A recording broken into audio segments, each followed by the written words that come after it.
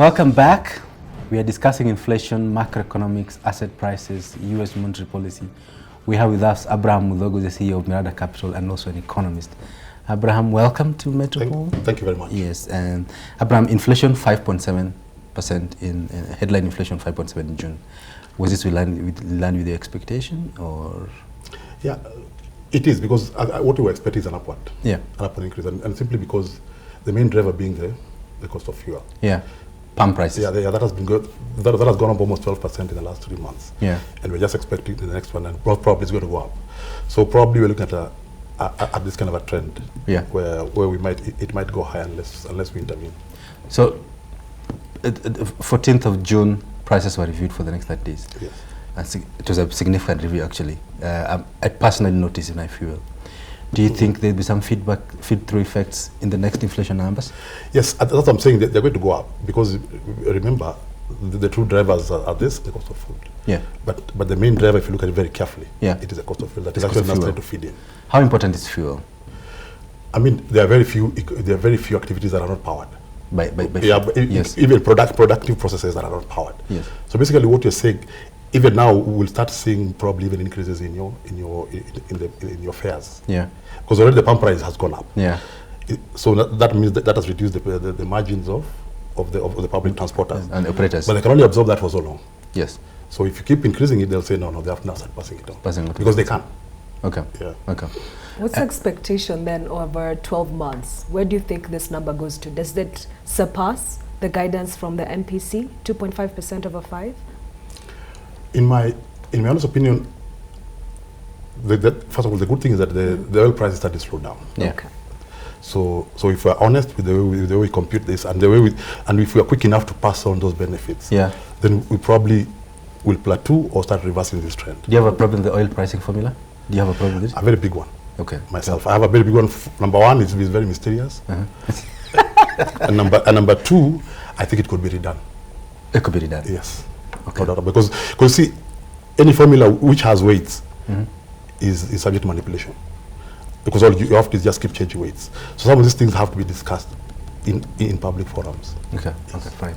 So essentially, your inflation expectations is on the upside, but not likely to breach the upper band of 7.5%.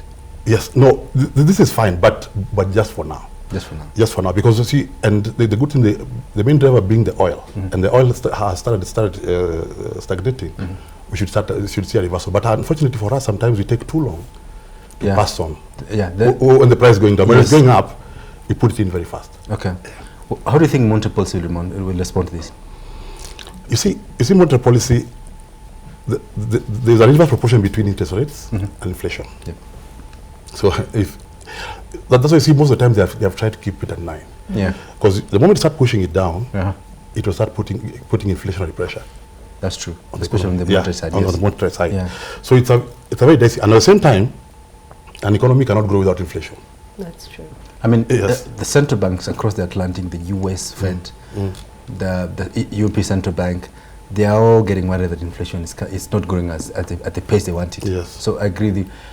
On the other, for us, we are worried that it could grow higher. On the other side, they are worried that inflation. Yes, for them, they're worried about deflation. Yeah, actually, it's a big concern for them. Yes, for them, it's a deflation issue. For us, it's a deflation issue, because inflation, once it gets out of hand, you don't want to go to Zimbabwe. You don't. Because that's the worst it can become. Yeah, that's true. Yes. Yeah. How much of the exchange rate are you seeing in these inflation numbers?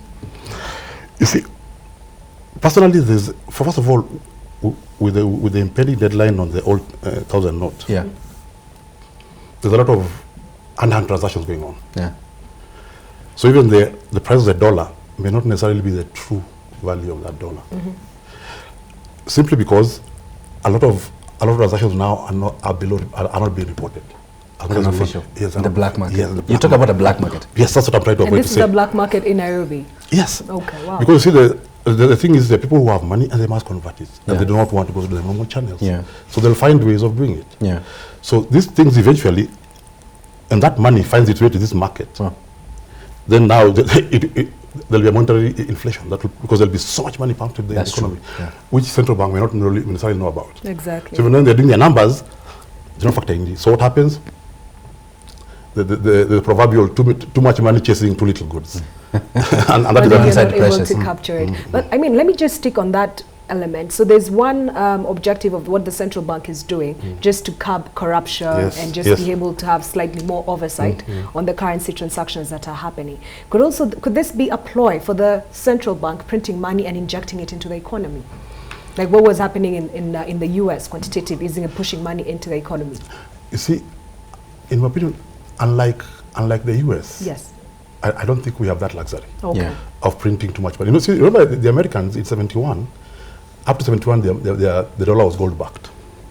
Then Nixon gave an executive order, which delinked it from the gold standard. The gold standard. But he was also very careful. He spoke to the Saudis very fast, and made sure that oil was denominated in dollars. Okay.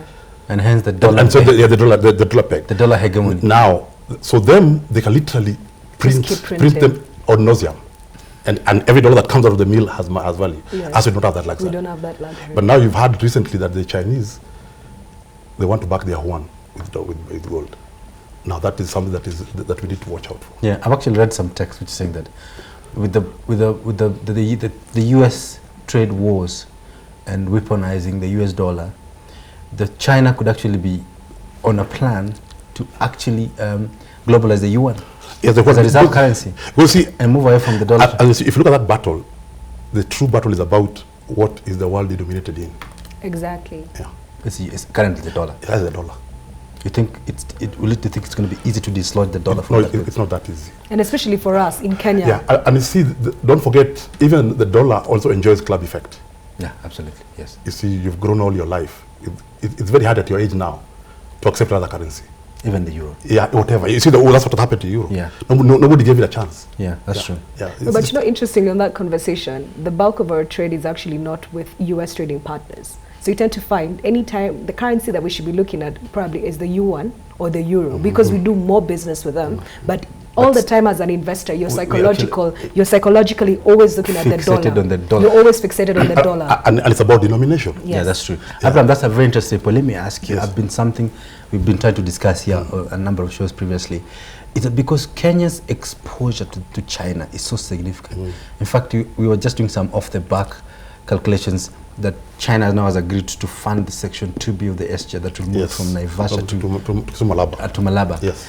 That would mean our total exposure to China at the end of the day would be about $10 billion. Yes. Yes. Yeah. Does it not make sense for us to have a currency, a yuan bilateral agreement, yuan exchange agreement? Have a yuan clearinghouse? No, actually it makes every sense. And if you look at our banking sector, most banks actually now clear the yuan. Yeah. But that's what I'm telling you. It's about, first of all, geopolitics that you cannot run away from. Yeah. And number two, that club effect of just being fixated on the And that club effect is driven by IMF. Yes, yeah. It's a share of the club effect. Of course. Okay. Wow, geopolitics. It's geopolitics, and yes. IMF. Because see, like now, for example, what if you had floated our bond in one?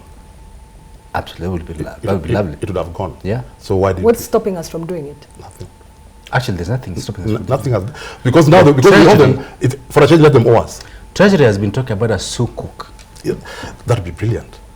But then what's stopping us? Because I keep hearing that we're talking about it, and if you look at our our external debt, when you look at China and the US, it's more or less a 50-50 element. Yeah. But then you begin to see more influence from the IMF, unless the influence from the Chinese government is underhanded. Because it just feels like that all these opportunities that we could actually use to raise debt, but then we always stick to the traditional markets. Yeah. Yes. Yeah. Yes. And that means that, I mean, you look at the deficit, it's about $7 billion in gross terms. What do we...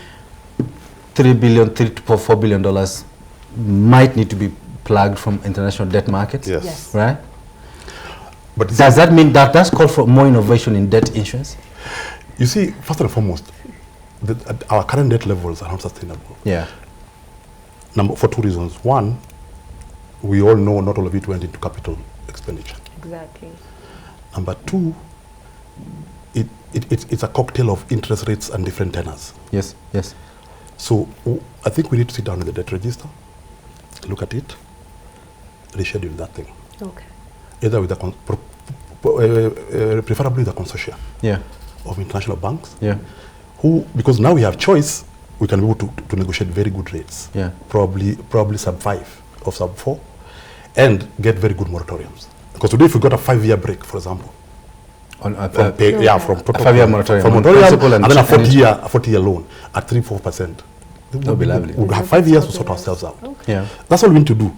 But you see, again, if you look at the issue of the debt register, it's the last one I've seen is for 2015, 2016. Yeah. So these are the ones. The comprehensive yeah, one. the comprehensive, the one that shows line by line. Yes. Okay. This bank, term, Yes. one by one. So it can be done. But in terms of, for as long as we take debt and it goes into capital assets that can be able to pay for those debts, Then debt doesn't have a problem. That's true. Yeah, debt per se. So we should not, it's not Debt even is the good. Debt is good. Okay. I mean, the Americans. Debt is good. But I want us Yeah. to come back to inflation. That is good. Because I see we're running away and going to the debt conversation. But maybe let's come back to the whole conversation on inflation. So 5.7%. When you're looking at the monetary policy stance, what does the impact of what's happening on inflation and interest rates in Europe and US have to do with our Kenyan inflation? And is it a material thing to consider? You see, if you look at in the US and in Europe, the rate of inflation is higher than the rate of interest. Yeah. Yes, it is. So they are negative interest, Okay. negative actual real effect, real interest rate. Yeah. So the money markets there don't make any more sense. You cannot invest in your money markets for any it will not make any money. That to a large extent explains why they're coming to our capital markets in droves. Okay. Because our capital markets are not as sophisticated as theirs, number one, and they have much better yields and returns. It's a yield game. Yes, it's a serious, and especially if you have good data and data they have, Okay. Yeah. you can really position yourself as to when you enter and when you exit, Yeah. and make good money. Okay. Yeah, so I think, and you can see that drive, the money, because out there now, literally, I think you're paying to put your money in your bank. But would that then potentially explain what we've seen last week and this week? Because the Fed turned dovish. Yes, and they then did. today, by this week, every single day, we are sort of going over 500 million in turnover, numbers that we haven't seen in a long while. Would that explain what's happening on the NSC?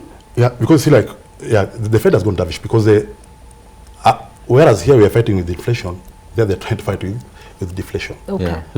Because deflation again, puzzle. deflation is the one way ticket to recession. Yeah. Yeah, That's true. Yeah, so that's what they're trying. So then they're trying not to go down as we are not trying not to go up. So then that makes that then Yeah, that pulls money brings them into into emerging account. markets. Yes, it does. And then I'll still stick on that whole pulling money into emerging markets, because when you pull the money into emerging market, it means that the supply of dollars, there's actually a steady supply of dollars that's coming in, whether it's FDI or it's through capital inflows. Therefore, these investors that are coming into the market, then how do they look at interest rates and how do they look at inflation? And especially given the fact that the rate caps have actually have made monetary policy ineffective. So what happens if a rate cap repeal happens? You see, okay, the first thing, Yes. when they bring their money here, first of all, they're making a kill in the capital markets. Yeah. If they convert that money and invest in Kenya shillings, they still make a kill. Yeah. Then remember, we also have Kenyans in diaspora. Yeah. Those Kenyans realize that their dollar is better spent here Actually. than spent there. No wonder they're sending it in the kind of money That's true. droves they're sending. Yeah, here. actually, remittances were up about 2.7 billion. 2.7, wow. And those are the official remittances. Actually, Yes. that's another puzzle. So There are some actually that there are are more recorded. that come unofficially. Okay. Yeah, and I think even as a quick government policy, we should really try and remove every restriction on people bringing money their money back, including giving them tax breaks. Let them bring it all here. Yeah, because those guys bring a lot of money. Actually, right now, I think it is the highest forex earner for us. It is. It has surpassed It tea. is. Yeah. It is. And tourism. Yes, it does. So why don't we fix it? Because it seems to be moving on its own. So then, Abraham, if you allow me, so then when I'm looking at the macroeconomic variables as an investor on the NSC, from what we are discussing, should I pay any attention to inflation? Or is it just a good number to know? For now, you see, because of our high interest rate, Okay. the actual rate is still positive. Okay. Yeah. The real. Yeah, the that real- is the interest rate. That's the thing. That's a good thing. And then there's a push from where they're coming from. Okay. Yeah. They're coming from a negative market. Yeah. So here for now, they'll be around. Yeah. Okay. Until, not until, I hope we don't go any other, Yeah. we don't go double digit. Okay. Yeah. But if we remain a single digit, and our rates are, because MPC, I don't see the MPC doing below 9 for quite a while. That's true. Okay. Yeah. Okay. Abraham, I'm just halfway through reading Ben Bernanke's memoir, which is The Courage to Act. I mean, you might have seen the book somewhere. It's a very interesting book, but some key things stand out. One is that, do you think that monetary policy, as an economist, yourself, you're an Yes. economist, monetary policy in Kenya hands on only a single mandate, which is price stability? Do you think they need to add another mandate, for instance, growth, to include growth? Should central bank only be concerned about price stability? Should central bank also be worried about growth? Because actually, you're very right. You see, economy is controlled through monetary policy and fiscal policy. Fiscal policy. And all of it is under treasury when you look at it very carefully. Yeah. And one is about taxation, then fiscal, and so on is about money supply and interest rate. That's true. The best effect is when those two policymakers are in the same room. They have a handshake. Yes. But if they do it in different rooms, that's why you see the kind of things you're seeing here. Because if you look at our fiscal policy and our monetary policy, they're so misaligned. They're not done in the same room. So that has always been my problem, Abraham. Yes. It appears to me like, for instance, today, the monetary policy environment today appears to be held hostage by a fiscal policy. To the extent, what I mean is, today the central bank, the monetary policy committee of the central bank of Kenya today, cannot think of adjusting interest rate, not because of price stability matters, but because they are also being cognizant of the cost of borrowing for the government. You see, if you look at essentially fiscal dominance. If you look at it very carefully, we had about our debt is about 5.5. Yeah. Give or take. It's about 60% of GDP. Half of this amount is borrowed locally. Yeah. Actually, it's straight half. Now, out of that has borrowed half of it is borrowed from banks directly. You see, so the biggest beneficiary of the cap is not even you and me. It's a commercial bank. It's and the government by extension. Yeah. So because it has enabled them to borrow at a stable rate, and which they have been doing. And then banks realize, no, we don't have to do any banking. I could still make 13%. So we just employ a good treasurer. Yeah. He just collects and hedges and gets it back and makes money. Wow. And that's what they've been doing. Yeah. Actually, you're right. But that's not banking. You see, because that's now lazy banking. Yeah, it's lazy banking. But you see now, remember what Mzee Kibaki did? Yeah. Mzee Kibaki pushed it to 0.8. Actually, I remember. They would call you for a treasury bill. Treasury bill rates are 1%. No one was actually putting money on T-bills. Because who was putting money in T-bills? No one. Because inflation was higher than that. Yes. So what that meant was banks had no choice than to do banking. Abraham and George, we had this conversation in the morning when we were speaking with the FI trader, and she did actually allude to the fact that the banks are actually putting money in the 5-year. And what that tells me is the bank will take all the money it has and go give the bank, and it doesn't have any incentive to call Mbithe and be able to price that risk. That's true. So that's certainly in line with what you're saying. No, it's true. And even to me, I have this inkling feeling that even if we remove the cap, somehow money will not flow to the SMEs the following day. Status quo will just remain. Yes, something else will pop up. Wow. Yeah. So then what do we need to do then to drive economic growth? Because today we're saying inflation is potentially going to remain more or less where it is, right? Interest rates, it all depends on what the rate cap is happening. Then because of the constant flow of currency, FX is more or less stable. What do we need to do outside of government spending on infrastructure to drive GDP from an economic perspective? You see, I had a conversation here, it's about 3 weeks or 4 weeks back. Okay. And what I said is, I think the current scenario of where we are creating a lacuna or a gap. Yeah. For a guy to walk in here with $1 billion and wipe everybody out. Because all that guy will do, will walk in, he's not beholden to central bank because he's lending his own capital. Yeah. And starts cherry picking from all the banks. Exactly. At rates of 5 or 6%. Yeah. And wipe out bankers, we know them. Yeah. Exactly. And that can happen. That's very true. The same way mobile phones finished booths. And they disappeared. Well, I still saw some booths at... yeah, the metallic, the structure. There's some on display. Yes, yes. That's all they are. That's for the museums. Now, even now, this will also be confined to the museums. Yes. The same way agency banking is confining branch banking to the museum. That's true. So all these things are changing. But I get this feeling somebody will walk in one day. And disrupt. And completely disrupt this market. And see now you'll be competing with, you have deposits and subject to central bank. You compete with somebody who has huge capital and not subject to anybody, and giving a better rate. Doesn't have to keep reserves at the central bank. And they're subject to prudential requirements. Yes. Because see, we keep saying the SMEs are risky, and all those narratives.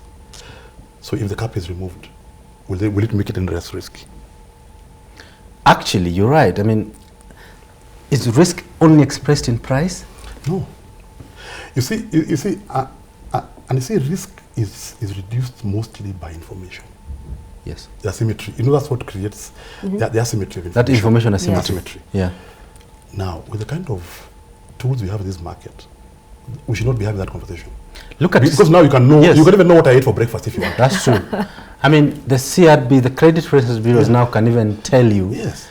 They're so exhaustive, they can even tell you the probability of default. Yes. Of your default. Yes. With the kind of modeling tools we have, you can. Yeah. To a very, very, very, to precision. So, and you see like the new tools they brought, the new, Stawi, the new product they brought in the market. Yeah. But still, that's too little. Because the SME market, you're talking about the whole informal. Yeah. The entire informal. And remember, we can't even count them. Because we don't know. We don't. That's what the taxman doesn't know them. Yes. So then what happens? Because you're talking about data analytics and technology. Yes. So from where you sit, where are you seeing the largest growth per industry? Because today when we're looking at the NSE and we're saying we expect an inflow of, continued inflow of capital from the foreign markets, largely because of what's happening in those markets, negative real returns. Yes. Then today from an industry perspective, because you're looking at the economy and you're trying to see who's been able to adapt, where are you seeing growth coming from? Me personally, I believe that Kenya is an agricultural country. Okay. Yeah. So agro-based industries are going to be king. Wow. As we go forward. Okay. Yeah. And environmental cleanup industries will also be big. Wow. Yes. Personally, I don't want to be a prophet of doom, but there are things we cannot do better than people who are already doing them. I don't think we can produce cars better than the guys who are already producing them. So, Abraham, what you're saying is the opportunities are not on the NSE. No, they're not represented on the NSE. I'm saying no, they're not, because people are, the kind of people are not listed. They're not listed. Yes, and you see also, I think even in terms of the listing, also I think we need to have so many categories so that we cascade down to listing that has minimal requirements. We need to have diversity. Yes, so that people, like the same way you have a league at Division 4, 3, 2, 1, and go to Premier. Yeah. I think we also have people where we have an incubation system. And I think they're trying that. I see you're an ardent football fan. Yes, no. I just follow from far. I'm chair. Kenya beat Tanzania yesterday. You know that. Yes. Let's hold on to that thought. We are going to take a break because the market is closed. Let's take a break for the bell.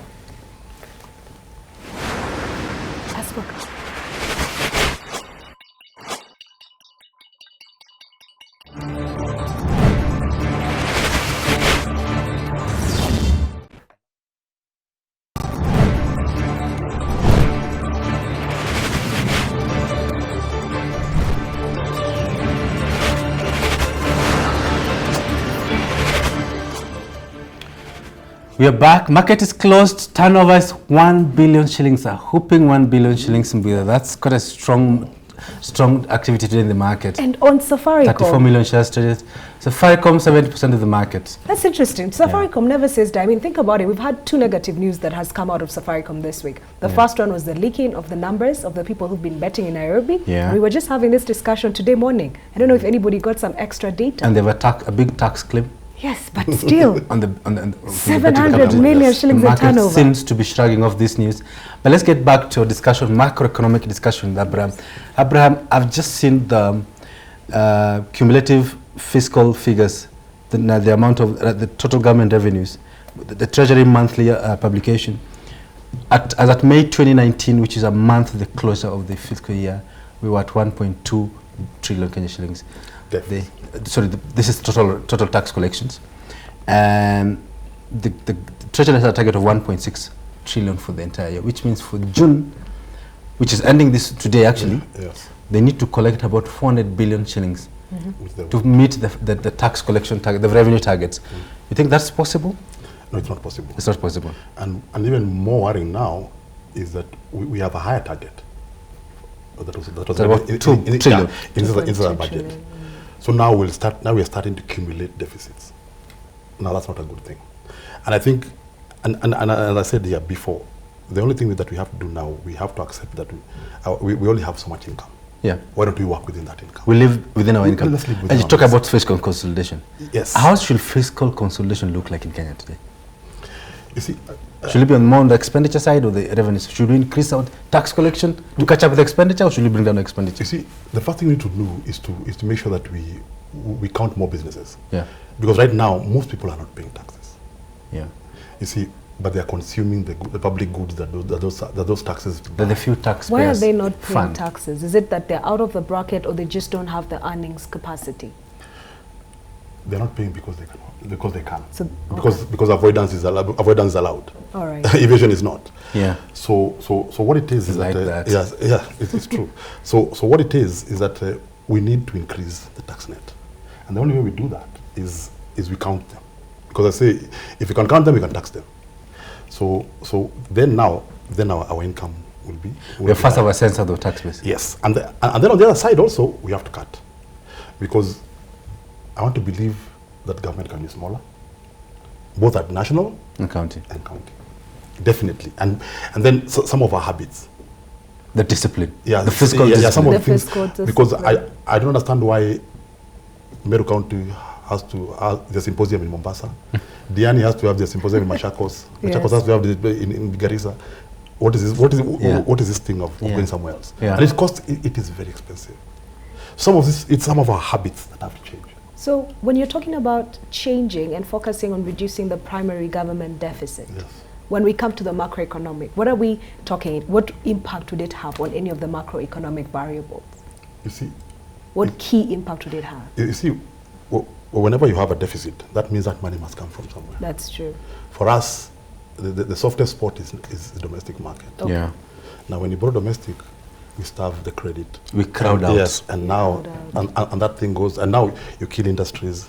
You have less people to pay tax. You have less people employed. Exactly. You have lower GDP. You know, You that don't road, liquidity you from go the down, system. down, Yes, Go down. down Yeah, completely. it's a road that. And that's exactly where we are. No, that's where that's the route we are going. So does this road continue? Because this primary deficit, in theory, needs to be lower, but it will not become lower. You see, I'm telling you, unless, you see, we have to do things differently. Yes. Otherwise, if we do the same way we are doing them, the deficit will just get larger. But one day it will reach a point where we'll go broke.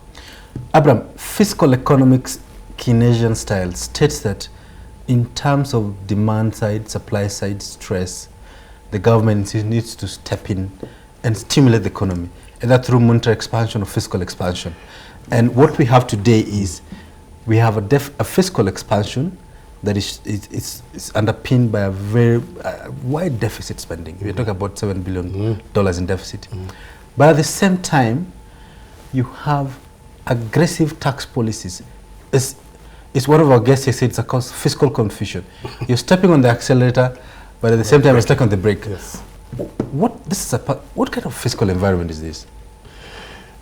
You see, we are living in a very, as you're saying, almost on the verge of confusion. Yeah. Because we don't have enough money to do what we want to do.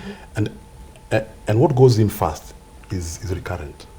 And by the time we're done with recurrent, we hardly have anything left. That's a big problem, because almost 90% of our budget is recurrent. It's recurrent. Yes. So I think what we have to accept is that is our tax rate, can it go lower? Yeah. Because sometimes when the tax rate is lower, self-compliance is higher. And I use this word self deliberately. Because right now, self-compliance. That's a key word. Because you see, what happens, when it's, let's say it's a 10, let's go corporate is 10, people are like, no, I think I need to do this. Yeah. But if it's 40, then I'll employ someone who's clever to find a way of going around this. By the way, the top income tax rate has not been increased at 5%. Yes, that's ridiculous, right? It's not a good thing. Yeah. You see, and it's lazy. Because what you need to is to soil your hands and go and find those people who are not paying taxes. And there are very many ways of knowing. Because, like, for example, the city council has a very large database. Yeah. Of all the, if we start just with those ones. Yeah. The people who are in that base. Yeah. And with data we can compare. It will not take you 5 minutes. Yeah. To match this database and find who is not in it. Yeah. And demand from them. Yeah. And slowly grow that net. Because I don't think the way we are doing our deficit financing is sustainable. It's absolutely not sustainable. Having to constantly keep going to the debt market with the domestic, and we've seen massive crowding out in the domestic side. Yes. That drains the economy of liquidity.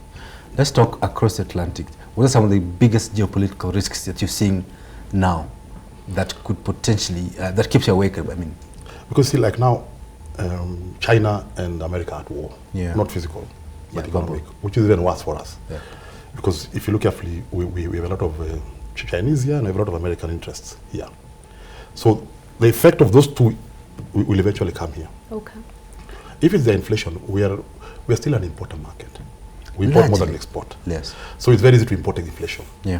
Very, very. Actually, most of inflation is imported. Yes, very, very. So most of the inflation, especially like the oil one, is imported. Yes, it is. So whatever happens there and with China and with their war about which currency will denominate the world, they'll come here. And don't forget, China is funding most of our infrastructure. Yeah. Okay. Yeah. And so something very interesting. If you look at like the Chinese model, if it's the SGR, for example, or any other project, it is still done. It's financed by a Chinese company, a Chinese bank, and a Chinese China company, Exim Bank. and then a Chinese Exim Bank and a Chinese company. Yeah. So technically, that money never leaves China. Actually, it never leaves That's China. true. That money never leaves China. We don't see the flow, Yeah, the circular flow. because and you alluded to the Keynesian equation. You remember the GDP is C plus I plus G. Yes. G is a very big component. Government expenditure. Yeah, and you see Keynes after the Second World War, what he did, he said he told the Prime Minister then, I think it was Churchill, give people jobs in the morning, they dig holes, and in the evening they are paid and they cover them. In fact, he used a very, very nice joke. He said the government can literally hide money in jars under the ground. Yes. Employ Then they people. pay So you felt it work. Because that now, That when you have money in your actually pocket, consumption. then you create demand. Yeah. Because demand is what spurs supply, not the other way around. Yeah. Which means that's what NYS initially was trying to do, create jobs. Because when I thought about it and I saw how it was affected, not touching on the corruption element of it, it was actually getting as many people to be do something. employed, to be productive, and to be able to consume. Because what you're saying today is our GDP is really G. You Yes. cannot sustain it on G. No, So then yeah. there are no, from our conversation, there's nothing to actually spark consumption. Yeah. And there's nothing happening on investments. Yeah. Yeah, because you see, like now, 80% of our economy is agro-based. Yes, it is. So our policies must have agriculture at the center. Because remember, we grew by 6.2. You can grow all that shared by very few people. Yeah. That's true. And that's why people don't feel it. But then how do you enhance, now how do you tap into agriculture? Because it's one thing to say, we want to enhance labor, let's look at agriculture, but what do you do? You see now, there are two things. Most of our agriculture products that make money is exported, Okay. but exported primarily. There's no value. Yes, Zero value addition. It's value add. So we are literally exporting why our- don't we bring Nescafe here? We are actually exporting Yeah, labor. we're exporting our jobs, exporting value. Yes. Exactly. And the worst part is we still buy Nescafe in your supermarket. And that coffee left here, went somewhere and came back. And it could have stayed here all along. Yeah. Wow. Abraham, let's get back to the GDP function. This is not a class, but let's just... Yes. Adam Smith, Simon Kuznets, they all say that government expenditure does not contribute to the economic welfare, social welfare of households. Do you agree that the G should be removed from the GDP function? You see, that will happen. That becomes true when what we're just saying. When you identify what is your strong point in your economy and grow everybody, then the government function becomes government buying war jets, because the government actually military tanks will recede to policy making pure. But and then stop even doing business. we are far. Because today G, Yes, no, the G is the G, significant. if we talk about the budget, so the budget is about slightly over 3 trillion So the G is 3. on expenditure. Yes. But think about what we've just discussed here, as you said, the majority of that is what? You're paying salaries. Yeah. So there's nothing that you have done that is productive. You haven't distributed money into the economy. Yeah. So Thatcher economics. Margaret Thatcher came in Prime Minister, said government has no business running businesses. Yes. And I hold that. But that's what the government Privatize most of these companies, create an enabling environment. Do you think that the government is overburdening itself trying to run businesses? I think that still holds true. Yeah. And I think I've said it even here before. Because you cannot be referee and player. Yeah, you're conflicted. Yeah, you're conflicted. Because you can't be both. So, and then the good thing with government, they have all the instruments and the law on their side to effect policy. So they can actually change things by remote. Do you think companies like Kenya Power should be listed? Kenya Pipeline should be listed in NSE? Yes, you see, the only thing that government should retain and release slowly are things that are probably strategic. But the world being what it is, I think eventually everything is going to be private. Do you think Kenya But Airways is what is happening? Because that's in theory. And I keep saying, at times what we get caught up in as economists is we can be very theoretical and we apply the theories, right? But the reality today, what you're saying makes sense. And I like that you brought out the element of Kenya Airways, because there's a strategic plan, let us release these assets. Mumias was released. Look at what has happened to Mumias. Kenya Airways was released. Now it's been taken out of the market. So then what are we saying in terms of capital allocation? And are the capital markets and the right way to actually allocate capital? And are they being effective in that regard? But these companies, if you look carefully, they've not gone down because government left. They've gone down because of mismanagement and bad corporate governance, which must be treated as such. You know, bad corporate governance bordering on fraud. Okay. Kenya Airways, for it to make sense, nationalization is the only way. If you look at where it is now, there's no other way. And Kenya Airways, apart from financial return, which everybody's talking about, there's economic return. Yeah. The people they have been here, you know, without it, our tourism model will not work. Yeah. You look at Emirates. Yeah. Dubai is built around Emirates. It's built around Emirates. Yeah, exactly. Emirates and Dubai collapses. And Emirates is such a strategic asset. So for us, I think the direction that they want to take. So the economic return is just more important. The economic return is just like SGR. SGR, we keep saying is making a loss. I tell them, people, you're waiting for SGR to make when will a road make a profit? A road cannot make a financial return. So it's an enabler. Yeah, it's an enabler. So it will make an economic return. I don't need to measure. Okay. Yeah. Let's leave it there. Time is up. Very beautiful discussions, insightful discussions. We've talked about fiscal discipline, U.S. policy, and U.S. monetary policy, local monetary policy in straight, and it was nice having Abraham to give us more insight on the macroeconomic policy. Very interesting that we've concluded that our fiscal policy is more of a fiscal confusion than a fiscal expansion. It was nice having you as viewers, and we'll leave you with the market statistics. The market is closed. We'll leave you with the market statistics, and we'll see you on Monday for a morning version of Markets Today. Have a lovely evening.